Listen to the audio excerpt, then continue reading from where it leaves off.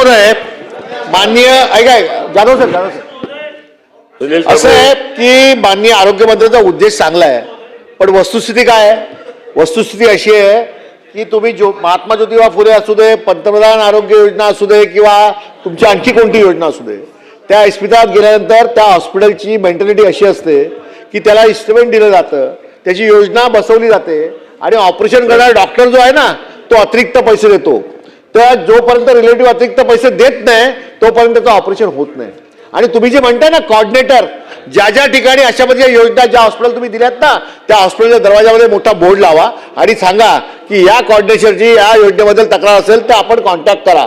अनेक लोक अशी आहेत की जी सैरावेरा फिरतात, त्याला कळत नाही आपण काय करावं. आणि आपण जे म्हणताय की जी कमिटी आपण टाकली आहे तिथे लोकप्रतिनिधी असले पाहिजे, त्याचे आम्हाला एकदा पाठवा नंबर, फोन नंबर बैठका. मुंबई शहरामध्ये रोज पेशंटचे नातेवाईक अशा योजनांमध्ये ऑपरेशन करताना काही हॉस्पिटल अशी आहेत की त्याला लुटतात आणि या लुटणाऱ्या हॉस्पिटलवरती कारवाई होईल, दंड होईल, पण त्या माणसाच्या नातेवाईकाला जो त्रास होतो, ऑपरेशन ज्या पद्धतीने लेट होतं आणि त्याची जी गैरसोय होते आणि पैसे अशा पद्धतीने घेतले जातात, लाख, 1.5 लाख, पावणे 2 लाख. सत्य सामान्य माणसाचं मी प्रश्न विचारतो, सामान्य माणसाचं दुःख बोलतं मी प्रश्नातून. आणि मग अशावरती आपण टाइम बॉन्ड कार्यक्रम काय आहे आणि नेमकं काय करणार आहात आणि तुमची कमिटी कोणती आहे, त्याचे नंबर कोणते आहेत, कोऑर्डिनेटर कोण आहे हे एकदा त्या हॉस्पिटलमध्ये लिहा आणि विरोधी पक्षाच्या आमदारांना पण त्या कमिटीवरती घ्या.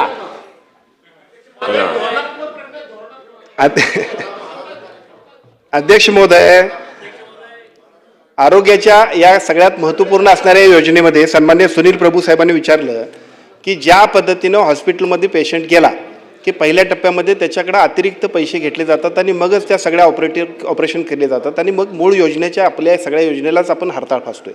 माझी विनंती आहे की या योजनेमध्ये एक पैसा कुणी घेतला तर त्याच्यावरती तात्काळ कारवाई करण्यासाठी आम्ही काम करतोय. मी तुम्हाला सांगतो, साधारणतः आता नाही बसून विचारू नका, हॉस्पिटल नाही बसून विचारलेला उत्तर देऊ नका. मंत्री महोदय, प्रभू साहेब, दोन्ही बसून विचारलं तर उत्तर देऊ नका. की हॉस्पिटलमध्ये आपली योजना त्याच्यासाठी पॅकेजेस वाढवून दिली. बरेचसे हॉस्पिटल बरोबर आम्ही डायलॉग केले, त्यांना आम्ही मिटिंगला बोलवलं, त्यांच्या सगळ्या कंप्लेंट केल्यानंतर आम्ही त्याला सांगितलंय योजनेमध्ये पॅकेजेस वाढवून दिलेत, एक चूक झाली तर त्याच्यावरती आम्ही कारवाई करणार.